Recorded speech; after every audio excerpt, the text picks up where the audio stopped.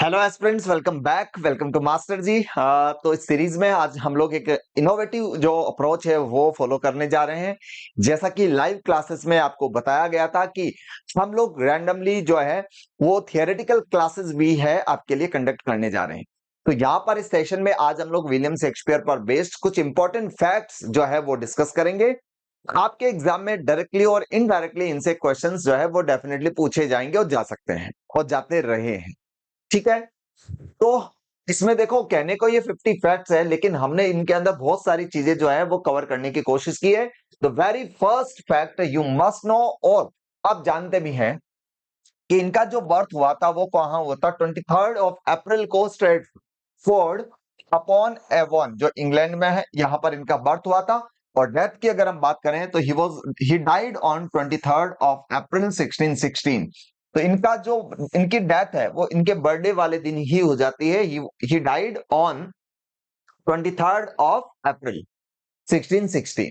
तो आपको यहां पर इनडायरेक्टली क्वेश्चन पूछा जा सकता है कि कौन सा पोएट जिनकी डेथ 52 ईयर्स की एज में उनके बर्थडे के दिन ही हो गई, तो he was Shakespeare. Most of his time was spend in London. इन्होंने अपना मोस्ट ऑफ द जो टाइम है वो लंदन में इन्होंने स्पेंड किया। वो एज एन एक्टर और playwright, William Shakespeare was both an actor और a playwright and a playwright. ये एक्टर भी थे और प्ले राइट भी थे। और जब विलियम शेक्सपियर की बात आती है तो इनका जो थिएटर है, थिएटर के बारे में अक्सर रेफरेंस पूछा भी जाता है, जिसका हम इस सीरीज के अंदर कवर करने की कोशिश करेंगे।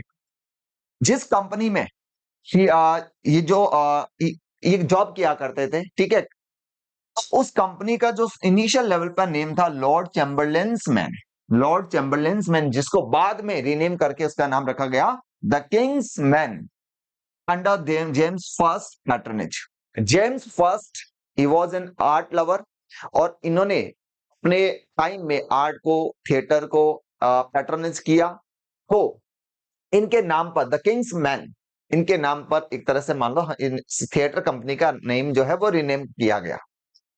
विलियम शेक्सपियर के जो प्लेज है वो पब्लिश हुए थे द फर्स्ट फोलियो में। यहां से भी पूछा जाता है फर्स्ट फोलियो जो पब्लिश हुआ था 1623 में। देखो इनके डेथ के बाद में ये फोलियो पब्लिश हुआ था। 1616 में डेथ हुई थी और इनके डेथ के 7 इयर्स बाद में इनका जो है ये फोलियो पब्लिश हुआ था। अगर ये फोलियो पब्लिश नहीं होता तो बहुत सारे ऐसे प्लेज है जिसके बारे में हमें जानकारी नहीं मिलती कि वो विलियम शेक्सपियर के प्लेज हैं। ठीक है, तो 7 इयर्स आफ्टर हिज डेथ और फर्स्ट फोलियो पब्लिश किया था, कंपाइल किया गया था किसके द्वारा, जॉन हेमिंग्स एंड हेनरी कॉन्डिल। ये नाम आपको याद रखना है, जेम्स हेमिंग्स और हेनरी कॉन्डिल। इन्होंने कोलैबोरेटिव वर्क दिया, इन्होंने इसको कंपाइल किया, इनके वर्क्स को, और पब्लिश किया था 1623 में, जिसको नाम रखा गया था the first folio. And he wrote in both Elizabethan and Jacobian period. Jacobian जो जेम्स फर्स्ट का रेन है उसको जेकोबियन पीरियड कहता है, जिसको हम जिसकी स्टार्टिंग मानते हैं 1603 टू 1625। ठीक है, तो ये आपका है जेम्स फर्स्ट का ड्यूरेशन। उसके बाद authored 37 place.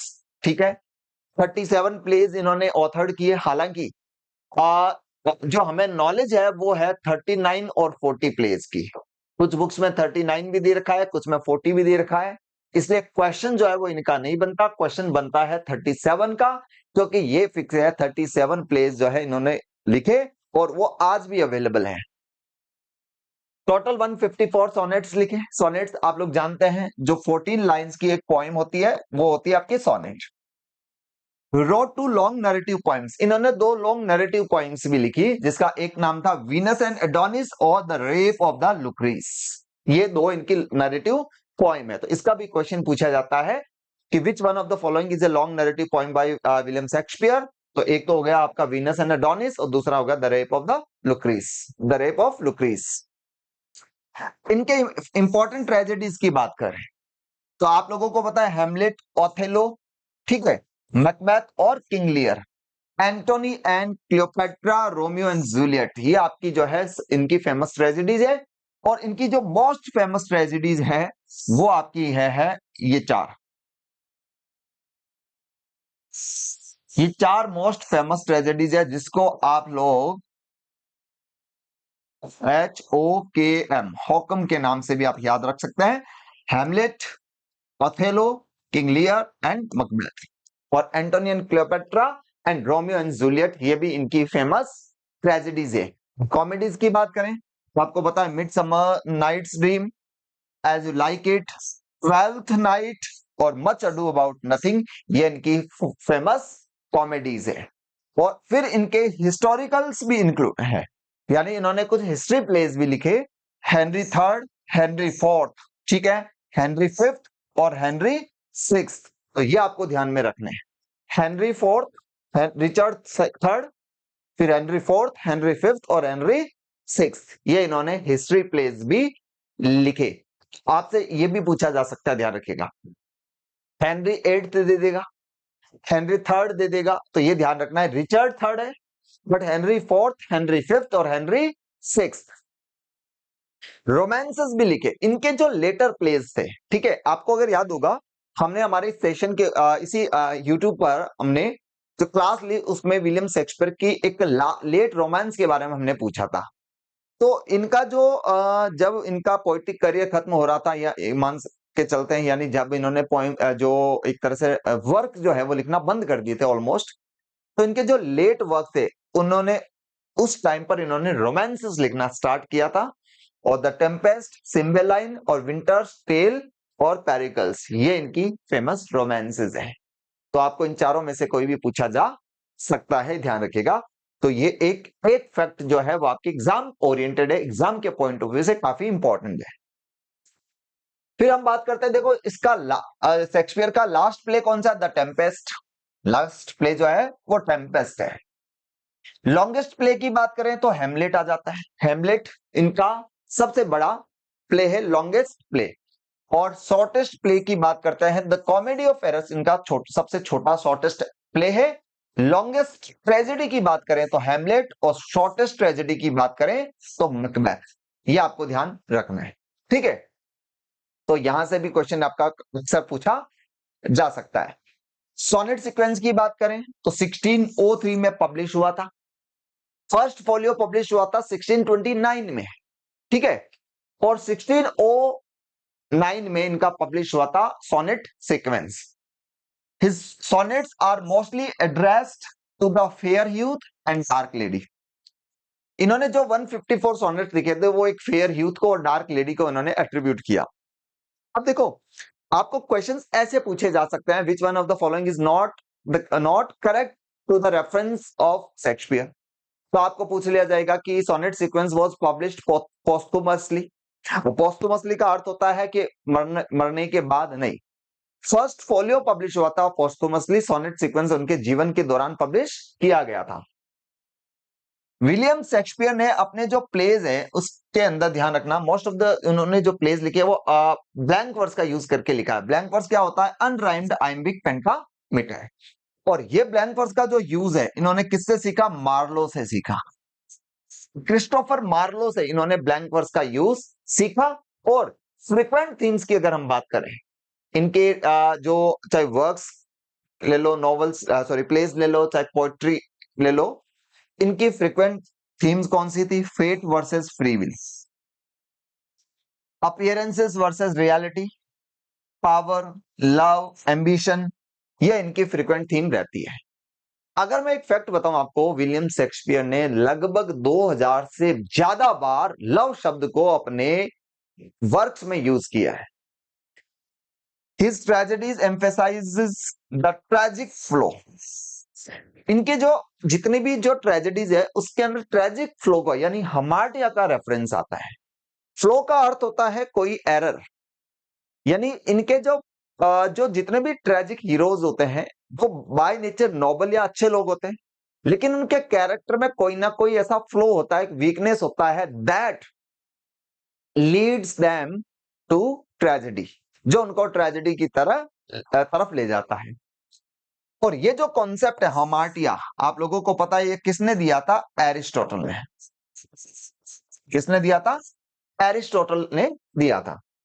Comedy often ends in marriages and reunion, और जितने भी इनके कॉमेडी प्लेज है वो अक्सर at the end of the comedies उनमें या तो मैरिजेस होती है या जो बिछड़े हुए लोगों का रीयूनियन हो जाता है, ये इनकी फैक्ट है। शेक्सपियर को इंग्लैंड का नेशनल पोएट माना जाता है। ठीक है, जो बेन जॉनसन है, ठीक है, बेन जॉनसन, आप लोगों को पता है बेन जॉनसन जिसको अनऑफिशियल पोएट लॉरेट कहते हैं, इन्होंने इनको स्वान ऑफ एवॉन कहा था। क्या कहा था? स्वान ऑफ एवॉन। हालांकि इनको बार्ड ऑफ एवॉन भी कहते हैं, ठीक है, और बेन जॉनसन ने इनको स्वान ऑफ एवॉन इनको कहा था। बेन जॉनसन क्या लिखते हैं इनके बारे में? Shakespeare was not of an age but for all time. ये किसी पर्टिकुलर एज से बिलोंग नहीं करते, he belongs to all the time. यानी इनके जो वर्क्स है वो आज के समय में भी अगर हम देखें तो वर्क्स जो है वो रेलेवेंट है। इनके कैरेक्टर्स ऐसे नहीं है कि उस पर्टिकुलर टाइम से रिलेट करते हैं, ऐसे कैरेक्टर्स, ऐसे लोग आज के समय में भी आपको जो है वो कहीं ना कहीं आपको मिल जाएंगे, एग्जिस्ट करते हैं। यही रीजन है कि इनको कहा जाता है कि Shakespeare was not of an age, वो किसी एक पर्टिकुलर एज से बिलोंग नहीं करते, he belongs to all time, वो हर एक एज से बिलोंग करते हैं।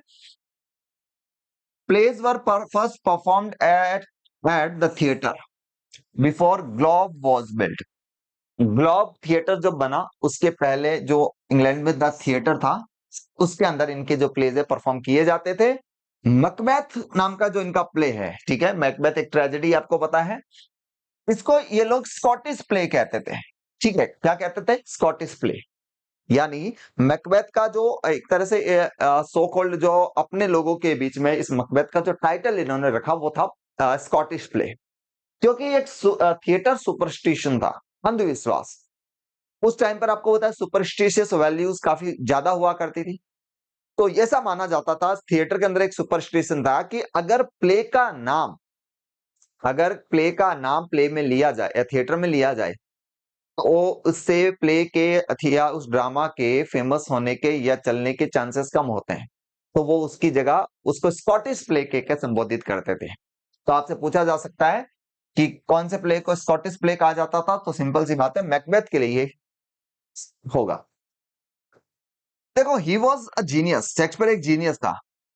इन्होंने टोटल 1700 से ज्यादा नए वर्ड्स, इंग्लिश वर्ड्स इन्होंने अपने वर्क्स में कॉइन किए, यानी पहली बार इन्होंने यूज किए। और इनमें से कुछ वर्ड्स ऐसे देखना इतने कॉमन है, आप आज भी यूज करते हैं और आपको इनके बारे में पता भी नहीं होगा कि ये शेक्सपियर के कॉइन किए हुए हैं। देखो, जैसा बेडरूम शब्द है, critics, downstairs, gossip, hurry, inaudible, kissing, lonely, manager, obscene, traditional, wordless, uneducated, useless, vulnerable, love, love letter और वेल एडुकेटेड जैसे 1700 से ज्यादा शब्द पहली बार इन्होंने अपने वर्क्स में लिखे। तो क्या ये जीनियस नहीं थे? His plays are second only to Bible in quotations. इस दुनिया में इंग्लिश कल्चर की बात करें तो सबसे ज्यादा बाइबल के कोटेशंस कोट किए जाते हैं। बाइबल के अलावा, बाइबल के बाद में जो टर्न आता है वो आता है शेक्सपियर का। शेक्सपियर के कोटेशन सबसे ज्यादा यूज किए जाते हैं वर्क्स के दौरान या अपने रेफरेंसेस के लिए। Hamlet is the most performed play in history. Hamlet इस पूरी दुनिया में जो सबसे ज्यादा परफॉर्म्ड जो हुआ है या किया जाता है वो प्ले है हैमलेट। तो Hamlet is the most performed play in history. इन्होंने बेन जॉनसन का जो प्ले है every man in his humour, इसके अंदर इन्होंने एक्टिंग भी की थी। He acted in plays including Ben Jonson's every man in his humour. William Shakespeare आपको पता है एक्टर भी थे, तो ऑब्वियसली जो इनका प्ले है बेन जॉनसन का every man in his humour, इसके अंदर इन्होंने एक रोल भी प्ले किया था। इनके जो सोनेट्स है, सोनेट नंबर 1 to 126 जो एड्रेस किया जाता है अ यंग मैन को, फेयर यूथ को, और सोनेट 127 to 154 जो है वो डार्क लेडी को इन्होंने एड्रेस किया है। The merry wives of Windsor, the merry wives of Windsor, ये इनका जो प्ले है, ये प्ले इन्होंने क्वीन एलिजाबेथ जो है उसकी रिक्वेस्ट पर इन्होंने लिखा था, to show Falstaff in love. ठीक है, यानी क्वीन एलिजाबेथ की रिक्वेस्ट पर विलियम शेक्सपियर ने एक प्ले लिखा जो था merry wives of Windsor. Pericles and the two noble kinsmen work collaboration with John Fletcher. इन्होंने जो एक उस टाइम का एक प्ले राइट थे जॉन फ्लेचर, उसके साथ में भी इन्होंने कोलैब किया। तो एक प्ले है आपका पेरिकल्स और दूसरा प्ले है द टू नोबल किंग्समैन। ये प्ले इन्होंने जॉन फ्लेचर के साथ में कोलैब करके इन्होंने लिखे थे। एक राइटर है रॉबर्ट ग्रीन। रॉबर्ट ग्रीन ने इनको अपस्टार्ट क्रो का, अपस्टार्ट क्रो कब का 1592। अपस्टार्ट का मतलब जो सडनली फेमस हो या सडनली राइज हो, इसको अपस्टार्ट क्रो इन्होंने कहा था। बेन जॉनसन क्या कहते हैं, soul of the age in the first folio tribute. First folio का जो ट्रिब्यूट इन्होंने लिखा उसमें विलियम शेक्सपियर को सोल ऑफ द एज कहा जाता है, यानी उस समय की आत्मा, क्योंकि विलियम शेक्सपियर ने उस पूरे समय को, उस पूरे एज को अपने वर्क्स के अंदर चित्रित कर दिया था। टीएस एलियट क्या कहते हैं कि हेमलेट जो है वो एक आर्टिस्टिक फेलियर है। टीएस एलियट इसको आर्टिस्टिक फेलियर कहते हैं हेमलेट को, क्योंकि वो क्या कहते हैं कि हेमलेट ने जो रिवेंज लेने में काफी टाइम लगा दिया था, इतना टाइम उनको नहीं लगना था, तो टाइम रिवेंज लेने में जो डिले किया इसकी वजह से इसको आर्टिस्टिक फेलियर ये कहते हैं। The word love appears more than 2000 times in his works. 2000 से ज्यादा बार ये वर्ड जो है लव, ये इनके वर्क्स में यूज किया जाता है या रिपीट होता है। जो आपका इनका प्ले है देखो, he acted in his own plays possibly as the ghost in Hamlet. इनके प्ले में हेमलेट के अंदर गोस्ट का रोल भी इन्होंने किया था, ऐसा कहा जाता है। ठीक है, इनका जो एपिटाफ है, ठीक है, इनका जो टूम है उस टूम कब्र के ऊपर जो एपिटाफ लगा हुआ है, जिस एपिटाफ पर क्या लिखा हुआ है कि anyone curse anyone who moves his bones. जो भी इसको डिस्टर्ब करेगा उसको श्राप लगेगा। यानी वो हालांकि खुद ने नहीं लिखा था इन्होंने, ठीक है, किसी ने लिखा था, लेकिन वो क्या चाहते थे कि उसको एकदम आराम की नींद इनको लेनी जाए, he should not be disturbed. ठीक है, his history plays largely draw from Holinshed chronicles. जितने भी इनके हिस्टोरिकल प्लेज हैं उनकी जो हिस्ट्री है, स्टोरी है, वो हॉलिनशेड के क्रॉनिकल से लिए गए। इनके पूर्व के कुछ राइटर्स उनके क्रॉनिकल से इन्होंने उस स्टोरी को इन्होंने डिराइव किया है। थीम्स की बात करें, देखो ओथेलो, कुछ इंपॉर्टेंट प्लेस की थीम देख लेते हैं। ओथेलो, ओथेलो की जो थीम है वो है जेलसी और मैनिपुलेशन। इनका जो वर्क है ओथेलो, उस ओथेलो की थीम जो है वो है आपको जेलसी और मैनिपुलेशन। इसी के अंदर वो ग्रीन आइड मॉन्स्टर ये यूज करते हैं एक्सप्रेशन। मैकबेथ आपको पता है सुपरनेचुरल एलिमेंट से भरा पड़ा है, जिसमें विचेस, विजन्स और प्रोफेसी है। किंग लियर आपको पता है मैडनेस, बिट्रेयल और फैमिली कॉन्फ्लिक्ट की बात करता है। थ्री डॉटर्स का रेफरेंस आपको पता ही होगा इसमें। जूलियस सीजर जो है वो बात करता है रोमन हिस्ट्री और थीम्स ऑफ बिट्रेयल और रिटोरिक की बात करता है, थीम्स ऑफ बिट्रेयल की बात करता है। और एंटनी और क्लेयोपेट्रा में पॉलिटिक्स और पैशन की जो है वो बात होती है। और टाइमन ऑफ एथेंस, ठीक है, एथेंस, इसमें ये बात करता है मिसैंथ्रोपी और ग्रीड की। मिसैंथ्रोपी आपको पता है ह्यूमन काइंड के से नफरत, ठीक है। और कैरोल जो आपका कोरियोलनस जो है, इसके अंदर प्राइड, पॉलिटिक्स और वॉइस ऑफ द पीपल की बात करता है। तो देखो ये तो कॉमन है, आजकल इनसे रिलेटेड आपसे क्वेश्चन जो है वो पूछे जा सकते हैं, अगर पेपर का लेवल जो है वो थोड़ा सा डिफिकल्ट इनको करना पड़ा तो। बाकी कॉमेडीज की बात करें तो मिड समर्स नाइट्स ड्रीम जो है वो लव, मैजिक और मिस्टेकन आइडेंटिटी की बात करता है, ठीक है।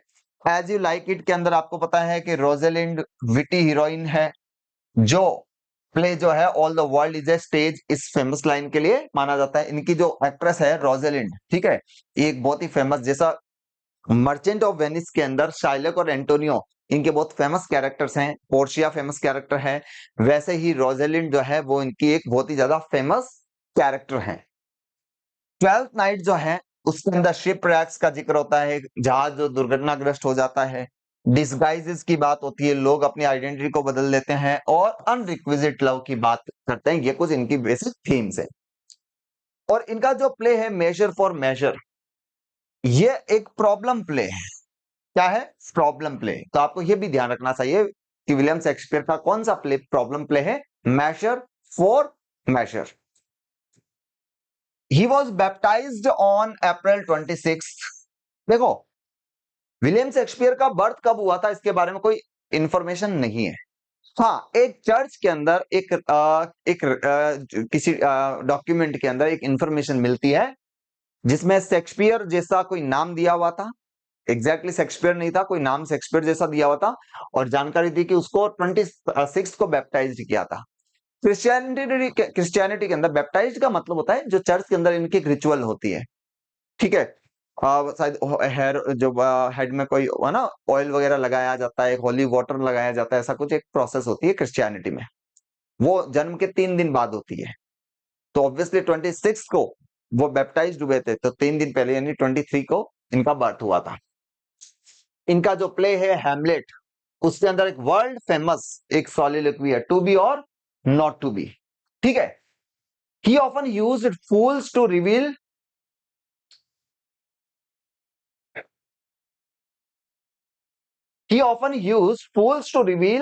Deep truths. देखो, इनके जो प्लेज हैं उसके अंदर फूल्स आते हैं, फूल्स का रेफरेंसेस होता है, जिनके फनी रिमार्क्स, ह्यूमरस रिमार्क्स, लेकिन वो अपने उस ह्यूमर में अपने जो कैजुअल रिमार्क्स के अंदर वो ट्रुथ्स या विटी डायलॉग्स कन्वे कर देते हैं। तो डीप ट्रुथ को रेफर करने के लिए वो फूल्स का यूज करता है। जैसे बॉलीवुड मूवीज में हम लोग क्या देखते हैं, बॉलीवुड मूवीज के अंदर हम लोग देखो, हम कादर खान, जॉनी लीवर, इस तरीके के जो कैरेक्टर्स होते हैं दिख पागलों जैसे, फूल जैसे, लेकिन वो फनी, वो काफी सच्चाई को जो है वो अटर करते हैं। अब इनके देखो 1585 टू 1592 वाला जो ये टाइम पीरियड है, इसको लॉस्ट ईयर कहा जाता है क्योंकि इसका कोई डॉक्यूमेंटेशन नहीं है, कोई भी इंफॉर्मेशन नहीं है इसके बारे में। वीनस एंड अडोनिस जो है वो फर्स्ट पब्लिश वर्क है इनका 1593 में पब्लिश हुआ था। ही often and sonnets with a couplet twist. इनके सोनेट्स जो हैं वो कपलेट पे एंड होते हैं, यानी सोनेट की एंडिंग जो होती है उसमें एक कपलेट रखते हैं जिसके अंदर पूरी सोनेट का ये कंक्लूजन जो है वो रख देते हैं, कंक्लूडिंग कपलेट होता है। और इनके जो प्लेज है वो टाइमलेस अपील को शो करते हैं और अडेप्टिबिलिटी। टाइमलेस का मतलब है किसी पर्टिकुलर टाइम से रिलेट नहीं करते। वो प्लेज जो आज से 400 साल पहले लिखे गए थे, दे आर स्टिल रेलेवेंट, वो आज के टाइम में भी रेलेवेंट है। किंग जेम्स जो है वो इनका पैटर्न बना था, ठीक है, ये पहले भी हमने रेफर किया था। Characters of lower status often speak in prose. Obviously blank verse में लिखते हैं, लेकिन जिन कैरेक्टर्स को लोअर कैटेगरी के रखे इन्होंने, या लोअर कैटेगरी के जो कैरेक्टर्स होते हैं स्टेटस के, वो प्रोज में बात करते हैं। Histories promote Tudor legitimacy, Tudor dynasty को प्रमोट करते हैं इनके हिस्टोरिकल प्लेस। और इनके कुछ फेमस फ्रेज है, love is blind, all's well that ends well, break the ice, ये फेमस फ्रेज जो है इन्होंने अपने वर्क्स के अंदर कॉइन किए। और लव इज ब्लाइंड इन्होंने मर्चेंट ऑफ वेनिस के अंदर ये फ्रेज कॉइन की थी। His works explore universal human emotions, ठीक है, इनके वर्क्स में जो है ह्यूमन इमोशन का रेफरेंस दिया हुआ है। एरिस्टोटलियन मॉडल ऑफ ट्रेजेडी को फॉलो करते हैं, क्योंकि एरिस्टोटल क्या कहते हैं कि जो कैरेक्टर्स होते हैं वो बाय नेचर गुड होने चाहिए, लेकिन उनके कैरेक्टर में कोई फ्लो होना होता है जिसकी वजह से वो अपने ट्रेजिक एंड से मीट करते हैं। Tragic heroes are usually noble figures with fatal flaws, ये हमने पढ़ लिया। He rarely wrote stage directions. Most were added later by editors. जब इन्होंने प्लेस लिखे तो उसके अंदर स्टेज डायरेक्शंस नहीं लिखे। स्टेज डायरेक्शन का मतलब आज हम प्लेस पढ़ते हैं तो जो डायरेक्शंस वाले एक पार्ट भी होता है कि उसमें साइड में चेयर्स हैं, ऊपर एक फैन चल रहा है, इस तरीके का जो टेक्स्ट लिखा होता है इन्होंने नहीं लिखे। वो बाद में जब एडिट किए गए थे तो एडिशन के दौरान इनको ये लिखा गया था। तो ये कुछ फेमस फैक्ट्स जो हमने विलियम शेक्सपियर के बारे में जो डिस्कस किया, आपको इनको बार बार रिवाइज करना है। इनसे जुड़े हुए डायरेक्टली इनडायरेक्टली कई सारी चीजें आपके एग्जाम में पूछी जा सकती हैं। तो आज के लिए इतना ही, मिलते हैं एक नए सेशन के साथ। टिल देन टेक केयर, जय हिंद, जय भारत।